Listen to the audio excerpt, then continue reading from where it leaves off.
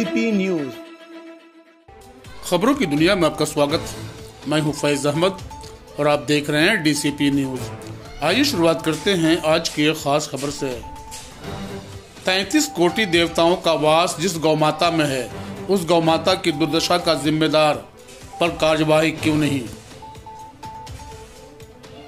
महोली सीतापुर।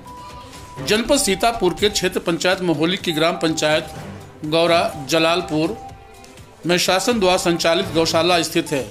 पशु चिकित्सा अधिकारी महोली द्वारा जानकारी मिली है कि वर्तमान समय में मात्र 142 गौवंश जीवित मौजूद हैं। पूरे गौशाले में गंदगी का अंबार दिखाई दिया। पानी पीने के लिए जो टैंक बनाए गए हैं उनमें पानी नहीं था, वो सूखे पड़े हुए थे। गौवंश पानी पीने के लिए तड़प रहे थे।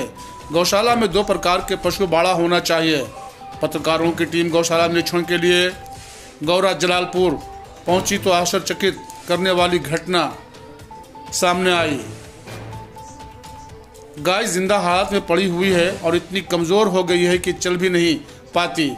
ऐसे गौवंश को जिंदा में ही कौवा आदि पक्षी दुर्दशा कर देते हैं। गौवंश के संरक्षण एवं उनके भरण पोषण के लिए चलाई जा रही सहभागिता योजना के अंतर्गत कोई भी व्यक्ति किसी भी गौवंश को गौशाला ले जाकर उसका भरण पोषण करने वाले को 50 रुपये प्रति दिन के हिसाब से सरकार उसे उपलब्ध कराएगी। इस प्रकार एक गौवंश पर 1500 रुपया प्रति माह मिलता है। सरकारी गौशाला में बीमार गायों के इलाज और उनकी देखभाल के लिए एम्बुलेंस खरीदने के लिए केंद्र सरकार पैसा देती है।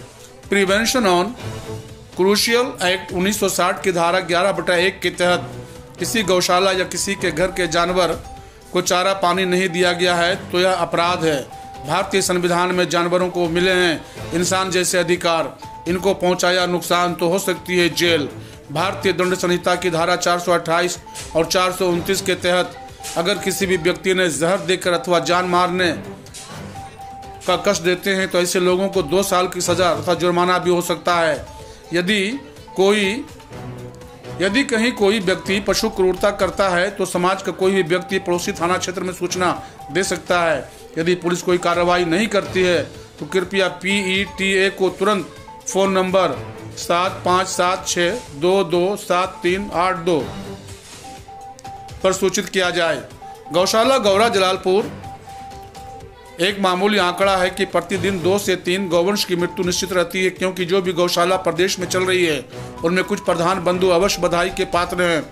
जिन लोगों ने जिले और प्रदेश में गौशाला की व्यवस्था में जाने जाते हैं, जैसे कि नरवाहनपुर गौशाला अपनी पहचान जिले में बनाए हुए हैं। क्षेत्र की जनता चाहती है कि जब भारतीय संविधान पशु और मनुष्य को बराबर का दर्जा दे रही है तो फिर इन अत्याचारी प्रधान को गौवंश को तड़पा कर मार क्यों रहे हैं।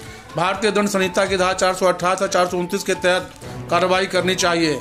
समाज में कुछ लोगों को छोड़कर अधिकांश प्रधान जानबूझकर गौवंश को प्रताड़ित करके मारते हैं। ऐसे लोगों पर तत्काल प्रभाव से कार्यवाही करनी चाहिए।